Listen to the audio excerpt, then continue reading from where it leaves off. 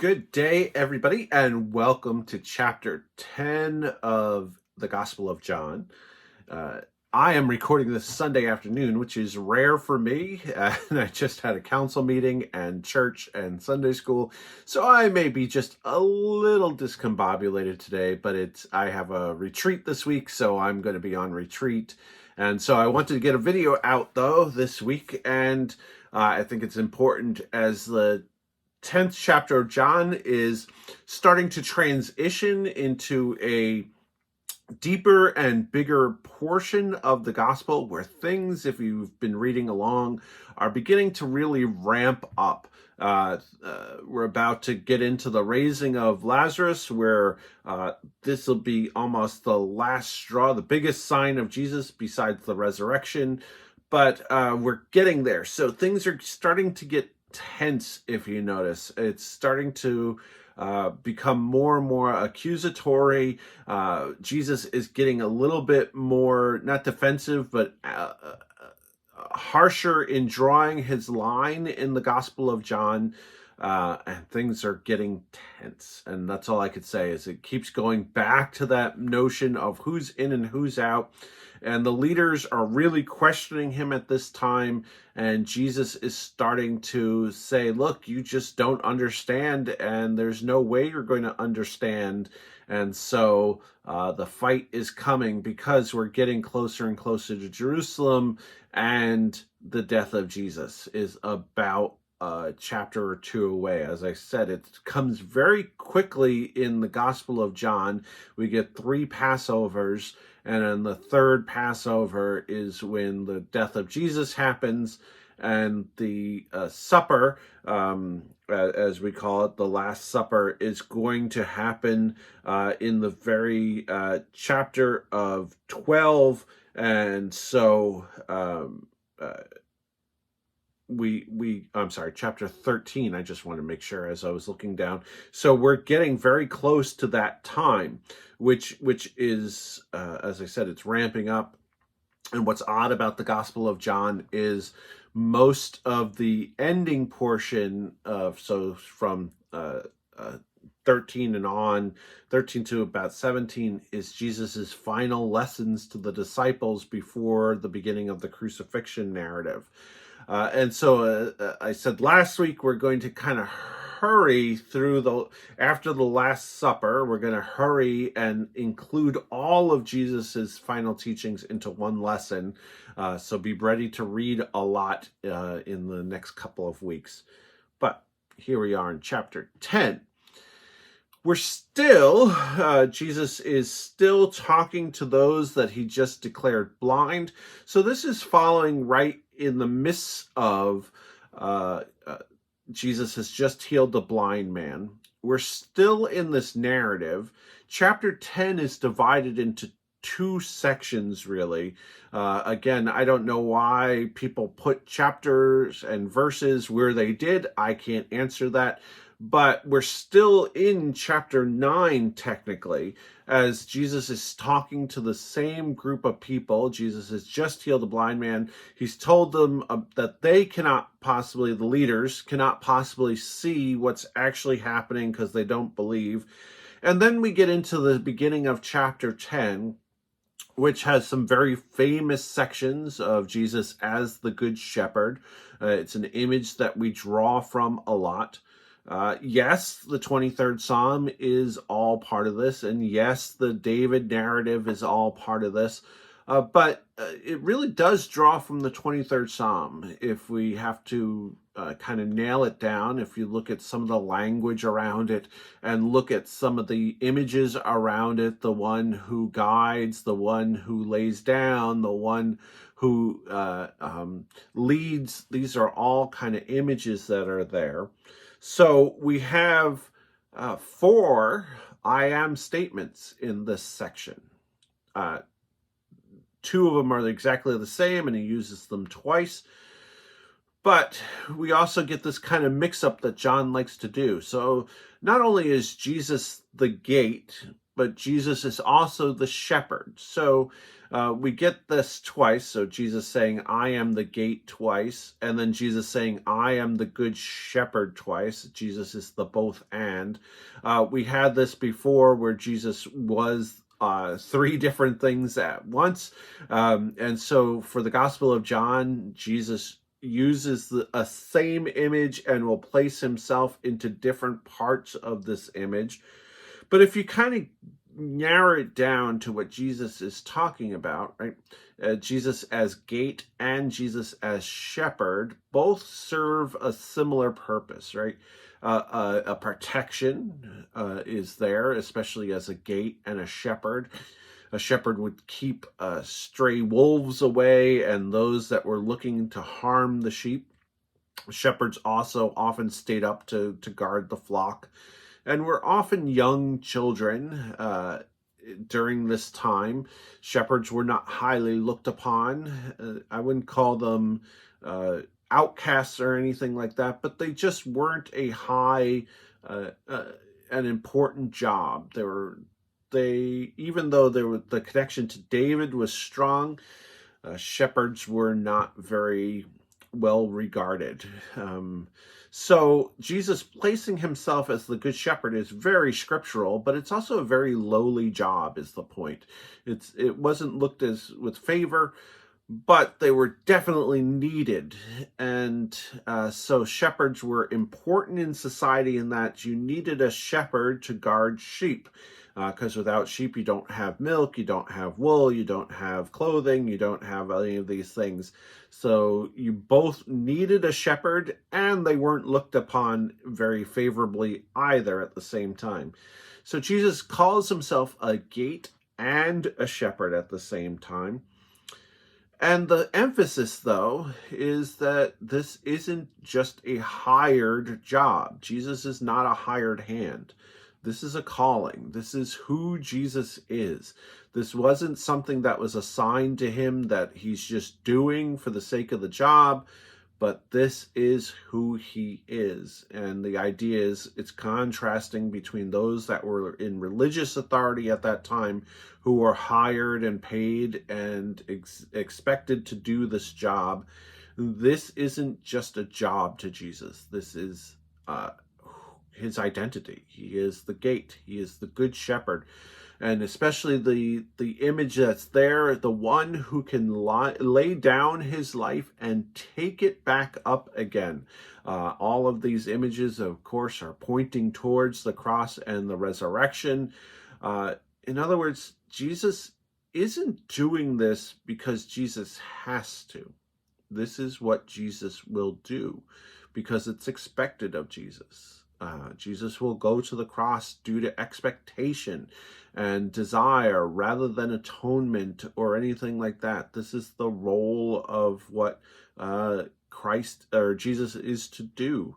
And that's going to be important as we get closer and closer to the cross. I'll explain a little bit more about how we transformed, or I should say later theology transformed this idea of atonement theology is what it's called, where Jesus must die for the sake of the world and take the world's sin upon his own shoulders as a substitute, so substitutionary atonement theology for us. But that wasn't what the Gospel of John was ever talking about. That's later theology that's added into the Gospel of John. In this case, it's Jesus is doing what Jesus is expected to do. And that is more of along the lines of one who is willing to go to the cross to bring both the human realm and the godly realm together in one place. But again, we'll get there, so I don't want to jump too far ahead, but that's the idea. This is Jesus going to the cross because again, sin is not a morality, it's not an individual morality, but it's a separation between God and the world. And so the cross is going to bring those two realms together. I keep wanting to jump there, but I'm not going to. But the idea that the curtain temple tearing is that image. So again, we'll get there. Again, we just celebrated Easter on my end, and so there's all this Easter imagery floating in my head. But in chapter 10, we're talking about shepherd who can lay down his life and take it up again. Again, the leaders don't believe him. And again, the leaders don't understand what he's talking about. This is all in the Gospel of John. Most of the people that Jesus talks to don't get it until the giant revelation happens at the end. Even the disciples don't get it, most of the Gospel of John. So it's not picking on the Jewish leaders in particular. It's saying that they're just not understanding, that they're so kind of far entrenched into their own world that they're not seeing God standing there. In other words, they've lost the path that was initially laid out. Is this specific to the Jewish leaders? No, you could say this about Christianity today and others, that if Jesus came back, would we recognize who Jesus is? Some would probably not. The idea is they're so far entrenched into law and into their own self and into their own being that they can't see God standing there. That's the main point. And again, this was during a time when Judaism was the central religion. This is not an attack on Judaism. In fact, as I said, Jesus was Jewish. Jesus lives a Jewish life. The writer of the gospel is Jewish. So it's more of a critique of religion being so far entrenched in itself that it cannot even see God standing there anymore. So now we shift in the second part of chapter 11 to the dedication. And another holiday is brought up, in this case the dedication, which you would know as Hanukkah is the feast of the dedication, is the other name of it. For those that don't remember, there was a revolt where God provides, there's enough oil for maybe a day or a couple of hours, but God provides for 8 straight days from this measly bit of oil, which protects those that are there. But it's also the rededication of the temple. So very much the central focus is God and where God resides. And so we get Jesus in the midst of this, again, talking and using images where he ends at the end, right? He's going back to the sheep and the knowing of the voice and this idea of protector and giver.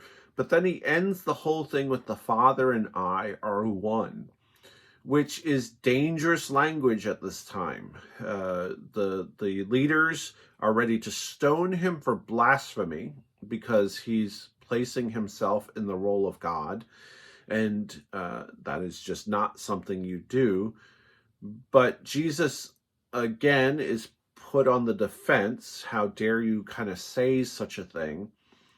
And Jesus, again, in this idea of a long trial that happens through the Gospel of John, uses his own works as a defense, right? If my works are the wrong thing, how could it possibly be that if my works are doing God's works, how could I not be from God, right? So the regular accusation is that he's got a demon and that he's doing blasphemy.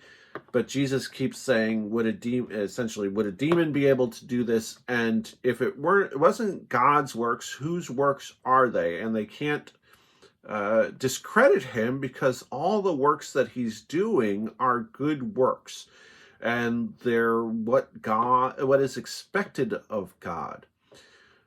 But imagine you're so kind of blind to what's happening. And I often kind of put it this way. Imagine if somebody was walking around saying that they're God, or even if they're Jesus, if we're into this part of now, saying, I am the second coming of Jesus. I often say, how would you know? What tests would you use? And if those tests weren't to your satisfaction, wouldn't you kind of fight back against it? And that's what's at present here, right? It's not that the Jewish leaders are terrible people. It's, again, going back to that entrenchment idea. They want their own power. And if something is a threat to that own power, even if it's God, they're going to reject it because it means that they have to confront Rome, they have to confront themselves, they have to confront some of their laws, they have to change things. Because if God can heal on the Sabbath, and doing nothing on the Sabbath was so important to your identification for such a long time, changing it means changing who you are.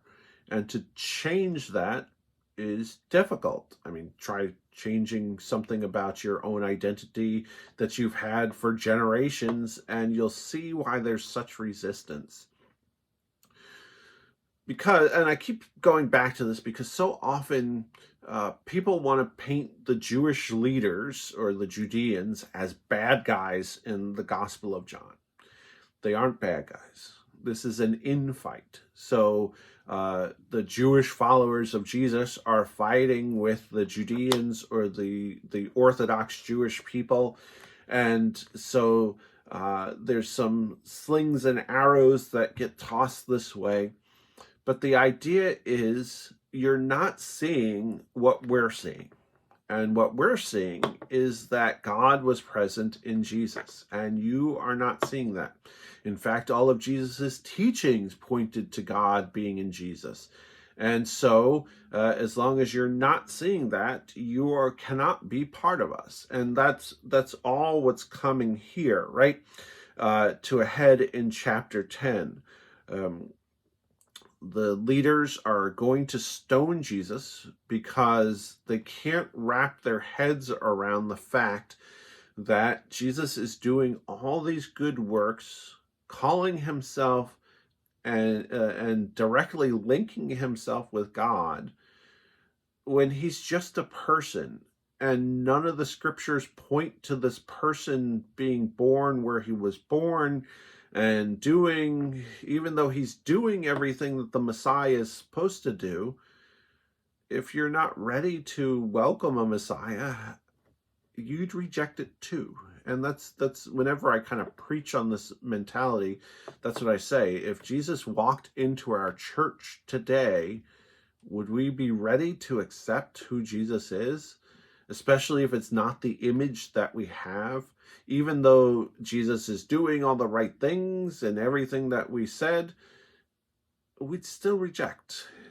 And that's kind of part of the point of John as we kind of grow closer and closer to the crucifixion, to the Thomas narrative, to the statement that, blessed are those who believe, who cannot see.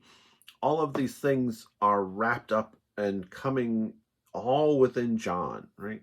If the Messiah came into our midst, how would we know? What would open our eyes to see God standing there in a person, in a human being? What would just open our eyes to it? And I keep going back to open our eyes because the idea is still within the blindness and sight and darkness and light. So the Gospel of John is really kind of answering that question. If the Messiah came, how would you know? What would cause you to believe? So here are people that are saying, no, we just can't wrap our minds around this. Even though it's happening during a time when God provided and people didn't believe that God could provide, yet God provided for 8 days and kept the people safe in the midst of this festival.